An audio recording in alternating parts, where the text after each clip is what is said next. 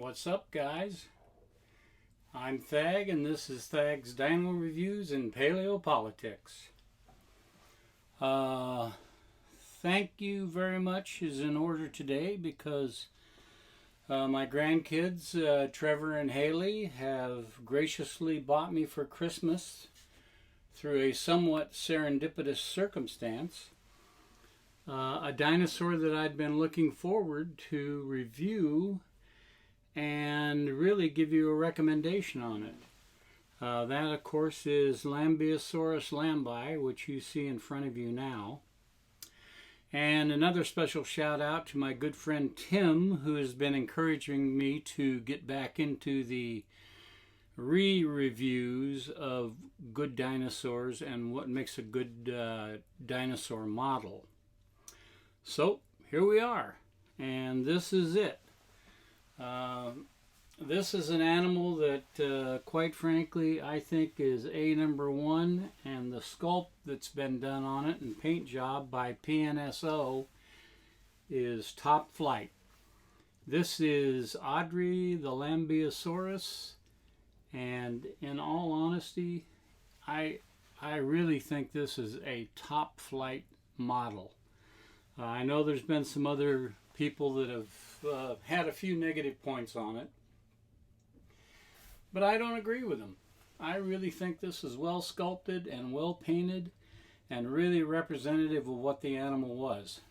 So again, like my last review, I'm going to go over just the features that I feel are scientifically correct and really make this animal stand out from other Lambeosaurs that we see out there.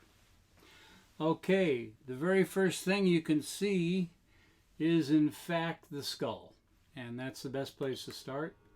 I'll move it around here so you can see it, and I gotta tell you right now, in my opinion, if you let me move her a little more here, right there, that is a face that anybody could love.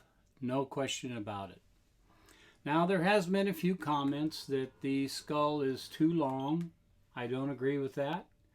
As a matter of fact, I was on Alme stock photos the other day, and I pulled up a picture of a Lambeosaurus skull that I thought for sure was, it scaled right up to just about the size of this one, and I honestly think that's what it was.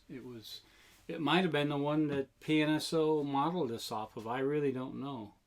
But anyway, it's a great looking skull. And let me just show you here. If you can look closely, you will see that the beak overlays the predentary down below. And it's quite frankly perfect. Yes, sir, that's a face that anybody could love.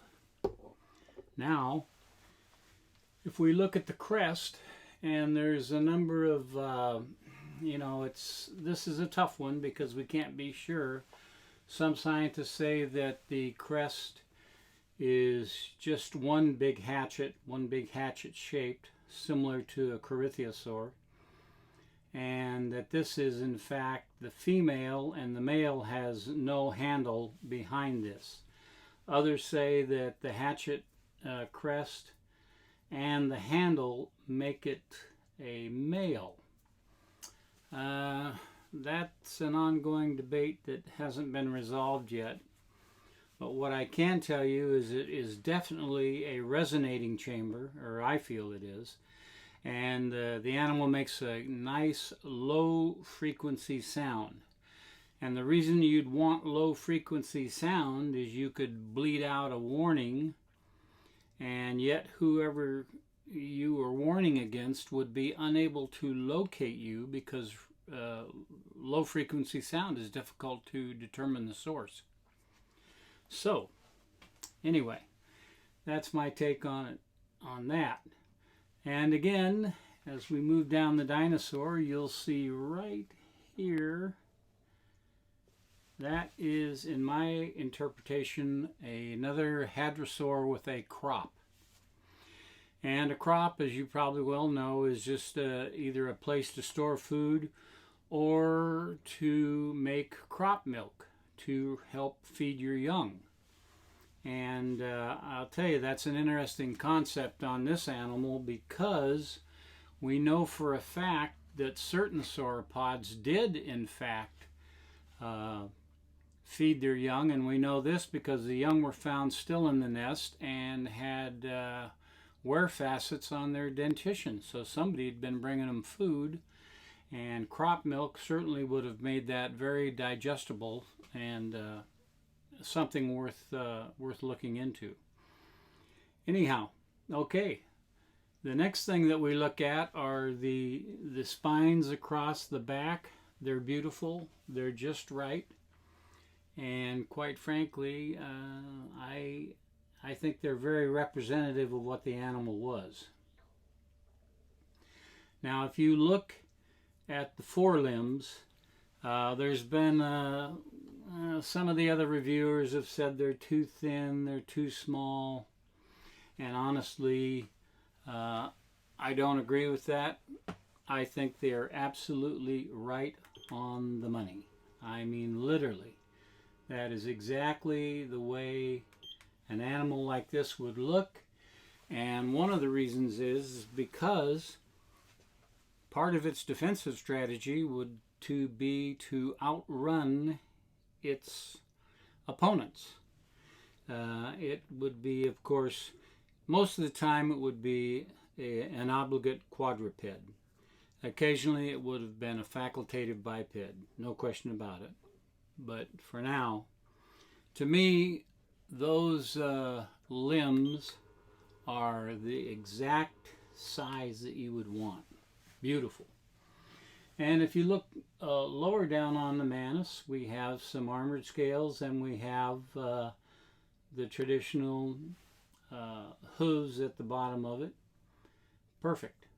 It's a dark color. I like that because I think that hadrosaurs, a lot of dinosaurs, hadrosaurs were wandering around in deep muck and mire, and of course that stained their lower limbs and the nails and the claws, the ungulates, so you would see that.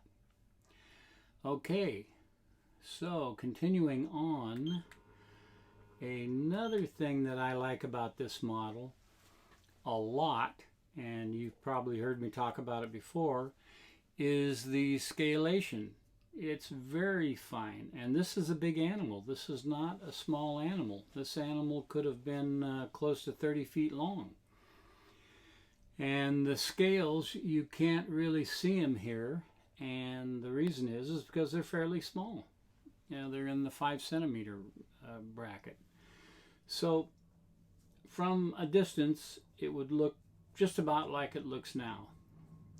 The next thing I like about this model that really spells good scientific accuracy is, I think, the counter shading on the lower portion here starts, and down on the stomach, starts right where it should. It's perfect.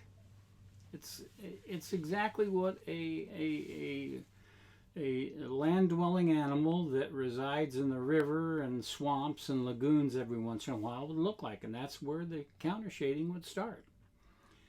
And it's perfect. Another thing too that I like are the rear legs. Beautiful, perfect proportion. And if you go down to the feet, they're stained, and again the ungles are also stained dark. They wouldn't be light, they would be dark, and they look just exactly like this. This animal was a runner, but you got to remember, it also had to weigh less. It had to have a light build. Now, let's just take a look at one more thing that I like, and that is the tail. And let me tell you why. I see these hadrosaur models that have these absolutely gigantic tails. I mean, the tail is twice the size of that at the base and going back. Now, on the sides of the tail, they had ossified tendons, and that kept the tail fairly rigid. They couldn't flex it too much. But to me, this one here is exactly right.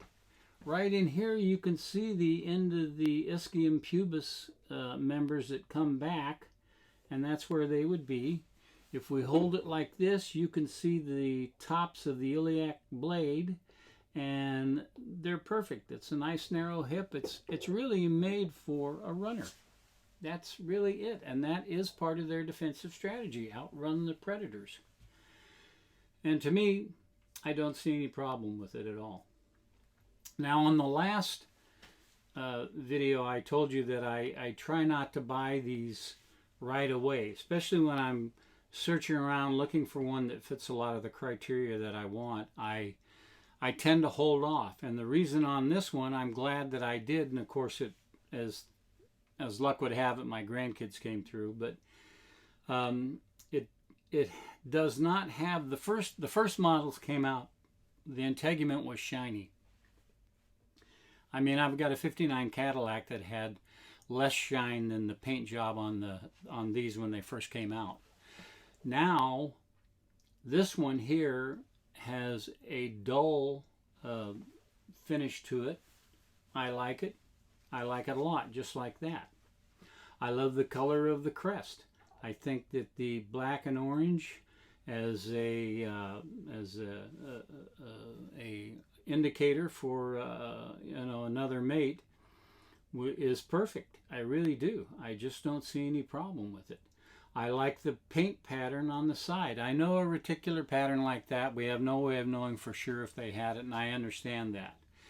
However, if you just look at this in the margin of the green backdrop, say in an area between a lagoon and a forest, if this animal were standing alongside that backdrop, I don't think you could see it very well. I think it definitely had some coloration like this. I love the greens. I love the pale greens. I love the light grays. I just think it's exactly the way it should be. And really, it's just a #1 model. And the final thing I'll say on this one is, like I said before, it's an obligate biped, an obligate quadruped and a facultative biped. And there's no question about it. It's a great model. PNSO has just outdone themselves again.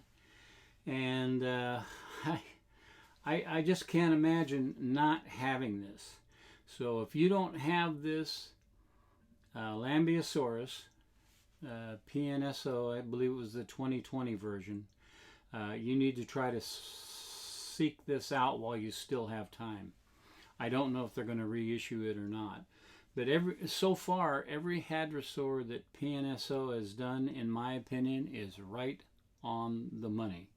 They're great models, they're scientifically accurate, and to me, this is well worth the money. So if you can, grab yourself one. Let me know what you think. Give me a comment. Subscribe. Do whatever you want to help me keep this going, because that's what it takes. And anyway, I'm Thag. I'm yours for the discipline, and I'll catch you on the rebound.